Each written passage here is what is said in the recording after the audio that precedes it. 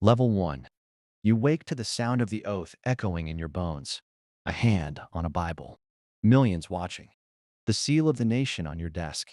You are president. Minutes are currency. You trade sleep for briefings. A parade of faces. Chief of staff. National security advisor. Press secretary. They speak in clipped sentences.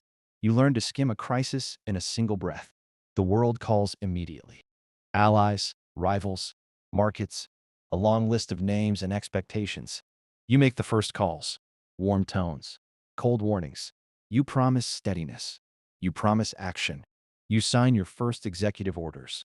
The pens trail ink like signatures on history. Every stroke is watched. You tour the West Wing. Portraits nod. A janitor smiles. You nod back and feel the weight. Lunch is a briefing. Dinner is a press gaggle. The first 24 hours are a parade of firsts. You meet the Joint Chiefs. You learn the shape of the country's guns and ships and planes. You meet the Chief Justice in a private room. You have to be measured. You stand at the podium for your first address. Light hits the flag behind you.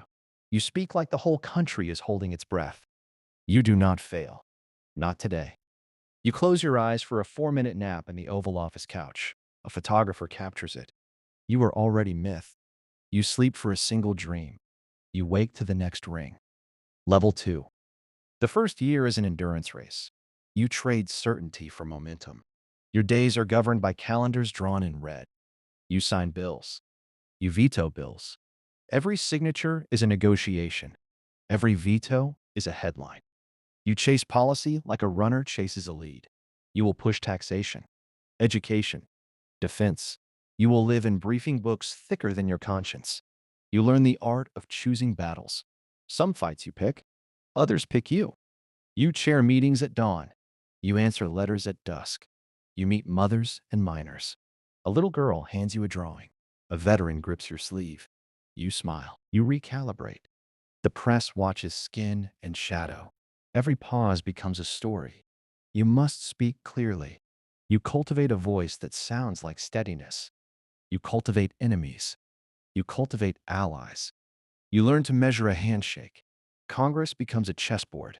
You win votes with promises, favors, and timing.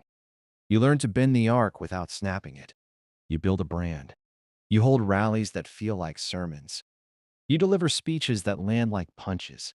You run on optics and data. Your approval rises and falls like the tide. You are at once omnipotent and horribly ordinary. You are invited to state dinners. You taste caviar with a leader you once criticized. You make choices about appointments, judges, ambassadors, secretaries. Each one remaps the country. You parent from a distance. Family photos are staged. You miss birthdays. You answer to history and to your children in the same breath. You learn that power is not only what you seize, it is what you hand over. You feel lonely in crowds. You eat in small, crowded rooms. You sleep in quarters lined with portraits. You dream of the map of the country. You awake and do it again. Level 3A. National crisis sharpens everything. A storm, a blackout, a collapsing market, a pandemic. Its name does not matter. What matters is the ring of the phone. You are summoned. The National Security Council forms around your desk like a ring of light. You must know the facts. You must project calm. You must act fast. You authorize emergency funds. You deploy FEMA. You speak to governors. You call mayors. You demand plans. You sit with specialists in the situation room. Screens glow. Maps twitch. Lives move in pixels. You make the call to mobilize assets. You sign orders that route helicopters, trucks, and money. You are the node through which relief flows. You watch footage of flooded towns. You speak to survivors. You feel the grief as if it were yours. You are criticized. Every delay is magnified. Every misstep is a headline. You survive the media storm with the truth and with speed. You own mistakes. You fix them. A crisis teaches you the anatomy of leadership. Empathy matters. Logistics matter more. You sleep 4 hours a night. Your team becomes a family. You answer to the families who lost everything. You stand at a microphone in a ruined school gym. You promise help. You mean it. You realize that crisis reveals character, both yours and the nation's. You learn to ask for help. You accept foreign aid with gratitude. You reject nothing that saves lives. You channel public anger into policy. You reorganize agencies overnight. You sign emergency measures. You are relentless. Level 4 war is a different language. You go to the bunker of decisions. The world narrows to a single table. Maps, icons, red pins. You are commander-in-chief.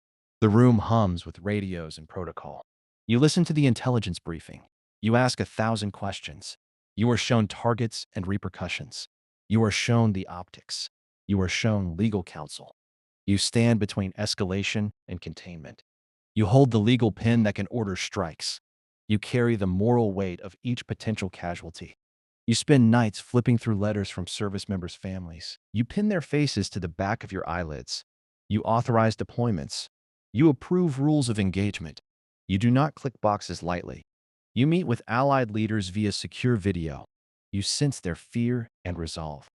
You coordinate supply lines. You sign off on carrier movements. You ride the surge of intelligence reports. There are moments of clarity. There are moments of doubt. You call for a targeted strike. You watch the footage. You do not celebrate. You hold a quiet moment for the fallen. War leaks into the homeland.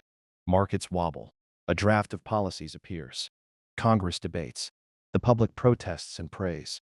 You address the nation from the Oval. Your voice is steady but tired. You explain why the choice was made. You outline the limits. You promise an exit strategy. You know the false comfort of definitive endings. You hold daily briefings. You meet veterans' families. You authorize humanitarian corridors. You negotiate ceasefires and late-night calls. Your hands tremble sometimes. You breathe through it. You begin to see the human ledger of war. You tally more than territory. You tally trust, collateral damage, refugee flows. You sign orders for cyber defenses. You wage shadow wars in servers and satellites. You are exposed to 1,000 possible apocalypses and choose the one that harms least. You sleep in short slices. You dream in red alerts. You dictate a message to a nation under strain. You become the face of endurance. You balance theater and calculus. You remember the faces of those who served. You call the families. You grieve privately in the residence.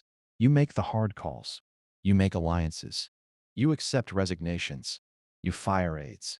You keep the ones who can be kept. You watch casualty lists grow and shrink. You promise accountability. You launch investigations. You face votes in Congress that will decide the course. You testify under fluorescent lights. You hear the cacophony of opinions. Some will praise you. Some will vilify you. You keep the map in front of you. You keep the letters underneath. You keep living. Finale through it all, you become a steward of a promise. You steward not only power, but the hope placed in you. You are measured by outcomes and by how you carry the country through its darkest hours. You learn that the presidency is less throne than bridge. You are the span between past and future. You will make choices that are unforgivable to some and necessary to others. You will be remembered in fragments, in a line, in a photo, in a statute. You will sit on the balcony and watch fireworks and wonder if they mask the weight. You will sign laws at midnight and sign condolence letters at dawn. You will resign yourself to paradox. You will love and be loved with intensity and suspicion. You will be human under all the symbols. This life extracts a price. It also offers a chance to change the arc, to save lives, to stand when the ground shakes, to choose the hard right over the easy wrong. You breathe in the Oval Office air. You stand before the nation again. You speak. You lead. You keep going.